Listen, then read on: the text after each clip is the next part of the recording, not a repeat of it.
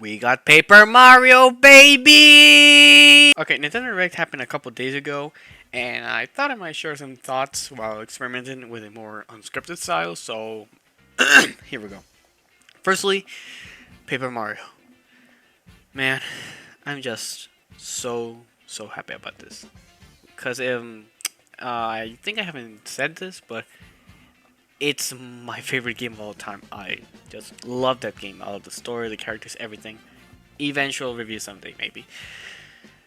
But yeah, a remake. It's getting a remake. I see it more as a remaster because so far we've only seen like graphics, like graphical improvement, maybe among the lines of Metroid Prime remastered, which pretty cool. But yeah, if it's a remake, I think they might change a bit of stuff, so that'll be interesting to see. But yeah, it looks really nice. It looks really good. Looks a bit more paper-ish compared to the original, which the original has this sort of pop-up book style, and the new one kind just looks like regular paper, which isn't a bad thing. Meanwhile, it isn't like the new games, which kind of use that as not only as joke material, but also looks a bit I don't like it. I don't like it that much. Not even in Crafted World or something like those newer games Nintendo sometimes makes, but whatever. Okay, and after that, the direct was okay. You know, Contra looked kind of neat. Looks a bit cheap, but who knows? Might be fun. Luigi Mansion looked neat too. Yeah, aside from that, nothing really stuck with me.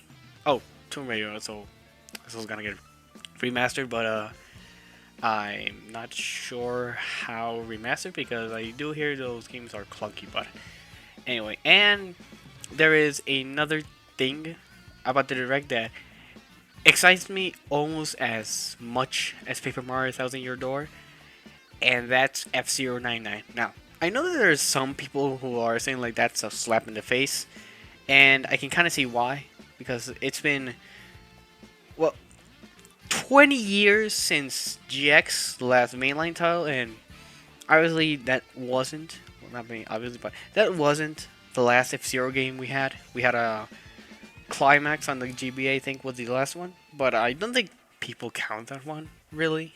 It's Japanese exclusive, and it's on the GBA, so yeah, good luck. So yeah, it's nearly 2 decades, or actually 2 decades, depending on who you ask, since the last F-Zero game, and we get an online version-ish of the first game.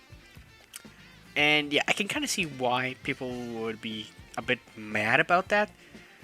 But here's the thing. You see, firstly, F-Zero is getting a bit of, like, they're getting re-released on NSO. You know, the first game on SNES came out on Switch Online SNES, and more recently, F-Zero X came out on Nintendo 64. So you know, people might be getting the chance to play these games, and you know, and I think this is kind of seeing if people are interested enough in F-Zero, because that's what I think it is.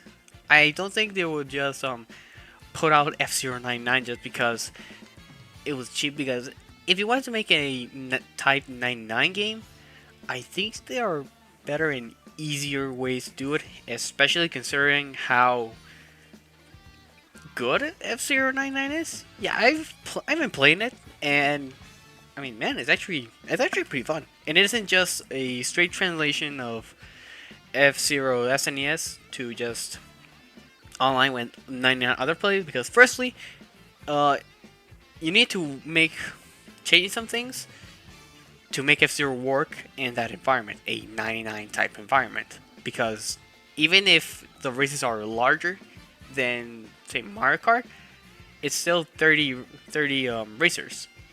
You basically have to make a race. You basically have to organize the races for 3 times the players or the NPCs, or what, well, in this type players.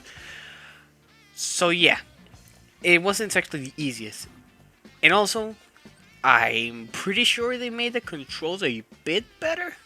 like turning feels a lot better. Not only because they actually explaining you that letting go of the acceleration button actually helps you make turns, and it isn't like X, I think, where like sliding helps as much with tight corners. So that's actually pretty neat. And they also added a spin button, which wasn't introduced until F-Zero X on 1964. No, like double tap to hit the guy right beside you, but I don't think it matters. It has a cooldown, but I think it's fine. And I'm pretty sure the sprites are a bit changed. Like they don't look exactly like the Super Nintendo title.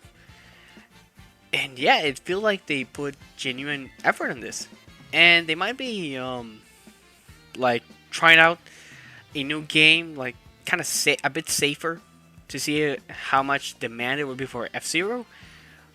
Which, well, I think how much people ask about F Zero to come back, you might say, well, of course there's demand, but also like F Zero is the poster child of Nintendo franchise that people ask to come back, because you see this bunch of people asking for F Zero, but there's also a lot of people who haven't played F Zero, and well, obviously that's because X hasn't, no, GX hasn't been re-released ever.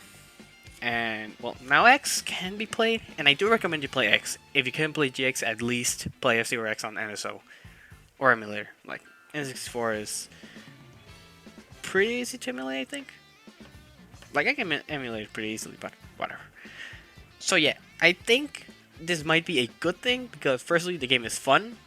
It's free if you have NSO, and also this might mean that we could get an F-Zero game in the future, either a GX port with hopefully AX, because I would love to play AX, or maybe even a new one, because they've been with that shtick of, oh, we can make F-Zero because we don't have ideas or anything. Like, yeah, they peaked in 2003, but wouldn't hurt to try. You made New Super Mario Bros. Come on, have some balls, man.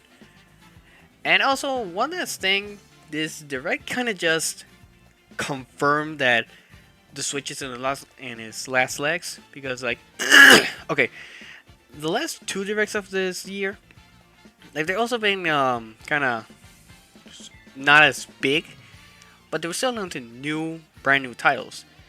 This direct was just kind of re-releases, and they did announce Mario vs Donkey Kong, but that's a smaller title. Like that's based on a GBA game, I think. I didn't pay much attention to the trailer, but from what I saw, it's very similar to the Game Boy Advance game. So this just kind of says to me, the Switch is in the last legs, and Switch 2 is probably next year, because imagine the Switch is a kitchen. Yeah, Switch is something you're cooking in the kitchen.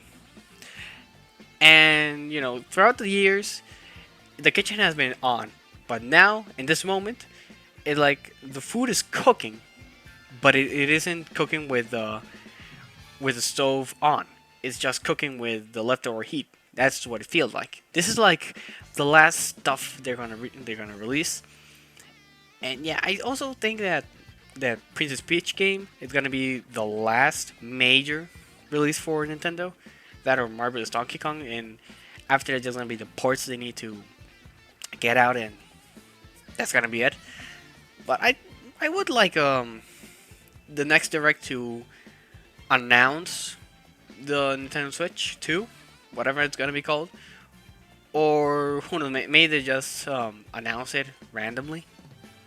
I don't know if they did that with the Nintendo Switch when it first launched, but yeah, and I just really hope it's backwards compatible. Mostly cartridges. Like, I can live with the store maybe not being backwards compatible. It would be very neat and kind of stupid if it wasn't. But specifically cartridges, because then I could basically sell my current Switch, and buy the new one.